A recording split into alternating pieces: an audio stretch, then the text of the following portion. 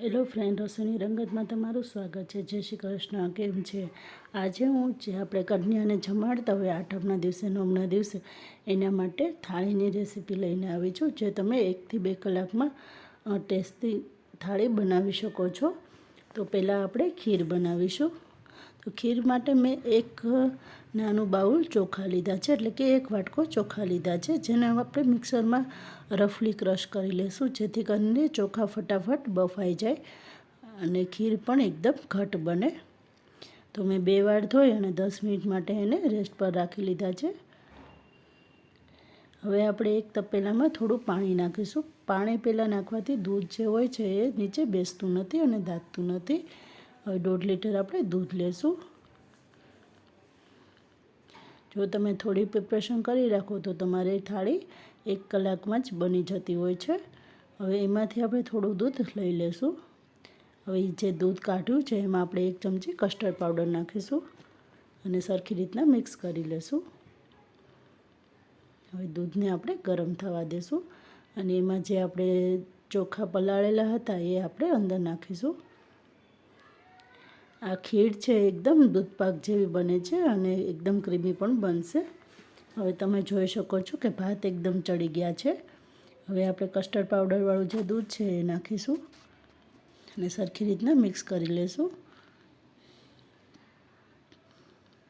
જો આ રીતના તમે ખીર બનાવો તો ખૂબ જ ટેસ્ટી ખીર બનતી હોય છે અને ટાઈમ પણ ઓછો લાગતો હોય છે. હવે અડધી ચમચી જેટલી આપણે ઇલાયચી પાવડર નાખીશું.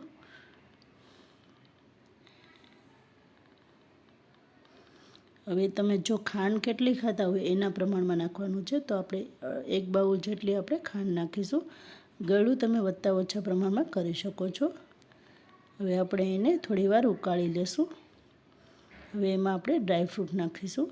ખીરમાં કોઈ દિવસ કિસમિસ નાખવામાં નથી આવતી. કિસમિસથી એનો ટેસ્ટ ખરાબ થઈ જાય છે, એટલે ખીરમાં ક્યારેય કિસમિસ ન નાખવી. 10 મિનિટ સુધી આપણે એને ઉકાળી લેશું.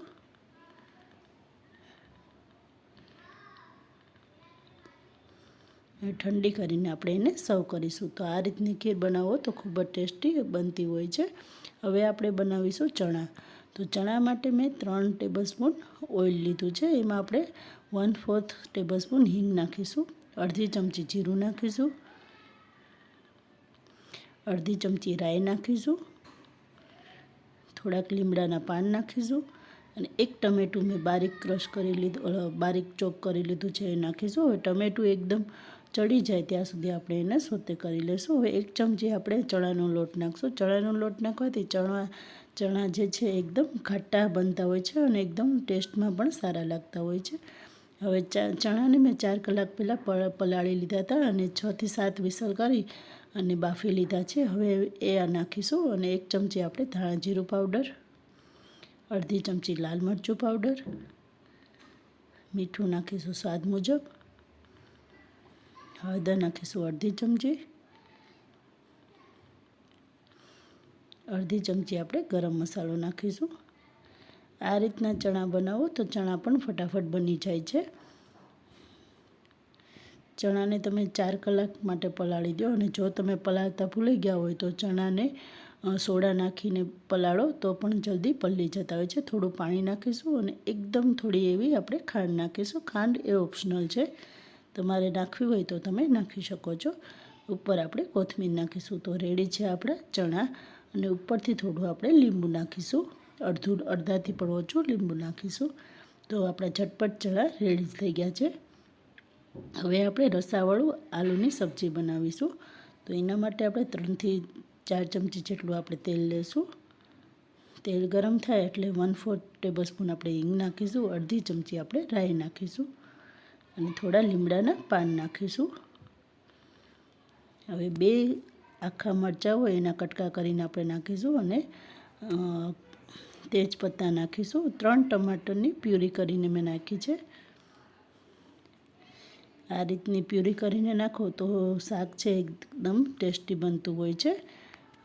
અને નમક નાખીશું સ્વાદ પ્રમાણે.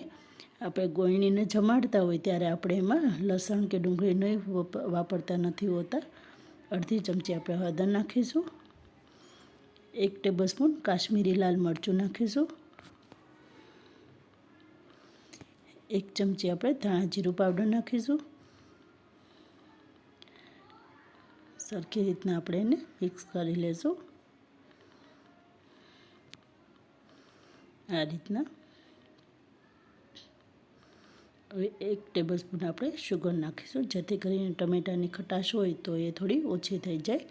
અને 1 ગ્લાસ જેટલું પાણી નાખીશું. જેટલી તમારે ગ્રેવી જોતી હોય એ પ્રમાણે તમે એમાં પાણી નાખી શકો છો. હવે 1 કિલો આલુ લીધા છે મેં. બટેટાને મેં પહેલાં બાફી લીધા છે અને આવા નાના નાના કટકા કરી લીધા છે, એ નાખીશું. અને થોડી વાર ઉકળવા દેશું અને ઉપરથી આપણે ધાણા ભાજી નાખીશું. થોડા બટેટા હોય એને તમે મેશ કરી લેજો, જેથી કરીને રસો છે એકદમ ઘટ્ટ બની જાય અને ખાવામાં પણ ખૂબ જ ટેસ્ટી લાગે. હવે આપણે સર્વ કરીશું. ઉપરથી તમે અડધું લીંબુ પણ નાખી શકો છો. હવે આપણે બનાવીશું સૂજીનો હલવો, જે ખાવામાં ખૂબ જ ટેસ્ટી હોય છે. અને 400 ml, એના માટે આપણે 400 ml દૂધ લેશું. હું ખાંડ છે એ દૂધમાં જ તે ગરમ કરીને નાખું છું, જેથી કરીને ખાંડવાળું દૂધ ખૂબ જ સરસ લાગતું હોય છે. 200 ગ્રામ જેટલી આપણે ખાંડ નાખીશું. 1 નાની ચમચી આપણે ઇલાયચીનો પાવડર નાખીશું. અને એને સરખી રીતના એક ઉભરો આવે ત્યાં સુધી આપણે ઉકાળી લેશું. હવે અડધી વાટકી આપણે ઘી લીધી છે, એમાં 3/4 કપ સૂજી નાખીશું. જે બારીક રવો આવે છે એ જ મેં લીધો છે. રવો લાઇટ પિંક કલરનો થાય અને ફૂલી જાય ત્યાં સુધી આપણે એને શેકવાનો છે. તમે જોઈ શકો છો આ રીતના. હવે દૂધ એકસાથે ન નાખતા થોડું થોડું કરીને આપણે દૂધ નાખીશું, જેથી કરીને રવો આપણો એકદમ દાણાદાર બનશે. આ રીતના. હવે ડ્રાયફ્રૂટ નાખીશું આપણે. ડ્રાયફ્રૂટ તમે તમારી ચોઈસ પ્રમાણેના નાખી શકો છો. અને ઘી છૂટું પડે ત્યાં સુધી આપણે રવાને શેકાવા દેશું. તો સરસ આપણો રવો પણ તૈયાર થઈ ગયો છે, તમે જોઈ શકો છો. હવે આપણે બનાવીશું પૂરી. તો એના માટે મેં 2 કપ ઘઉંનો લોટ લીધો છે, એમાં અડધી ચમચી આપણે હળદર નાખીશું. અડધી ચમચી આપણે લાલ મરચું નાખીશું. નમક નાખીશું સ્વાદ પ્રમાણે.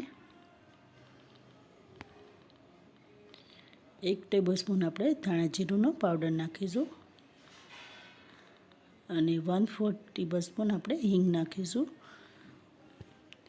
અને બધાને સરખી રીતના મિક્સ કરી લેશું. અને 2 ચમચી જેટલું આપણે તેલ નાખીશું. હવે થોડું થોડું પાણી નાખીને રોટલી જેવો આપણે, રોટલીથી સહેજ કડક આપણે લોટ તૈયાર કરી લેશું. આ રીતના. હવે ઉપર થોડુંક એવું તેલ નાખીને આ લોટને આપણે સરખી રીતના મસળી લેશું. આ રીતના. તો જો તમે કન્યાને આ રીતનું જમાડો તો કન્યા પણ ખુશ થઈ જશે. અને એમ બી ચૈત્ર મહિનામાં બધા જ છોકરીઓને જમાડતા હોય છે. નાના નાના પેંડા લુવા બનાવી એમાંથી આપણે પૂરી તૈયાર કરી લેશું. આ રીતના. આ જે જમવાનું બનાવ્યું છે એ લગભગ 10થી 12 લોકોને સફિશન્ટ છે. તો 12 લોકો આમાં વ્યવસ્થિત જમી રહેશે. હવે આપણે પૂરીને તળી લેશું. આ રીતના.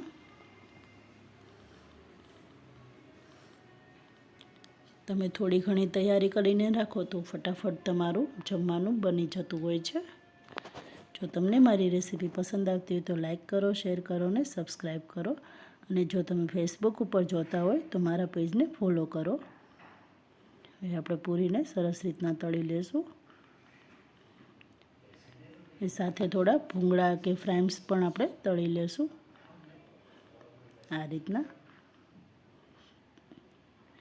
તો આપણી પૂરી સરસ રીતના તળાઈ ગઈ છે. હવે આપણે બધું સર્વ કરી લેશું. તો પહેલાં આપણે ઠંડી ખીર મૂકીશું, પૂરી મૂકીશું.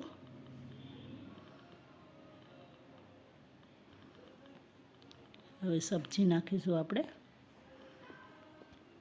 થોડા બટેટાને મેશ કરી લ્યો તો સબ્જી છે એનો રસો છે એકદમ ઘાટો બનતો હોય છે. શીરો નાખીશું આપણે, હલવો નાખીશું સૂજીનો,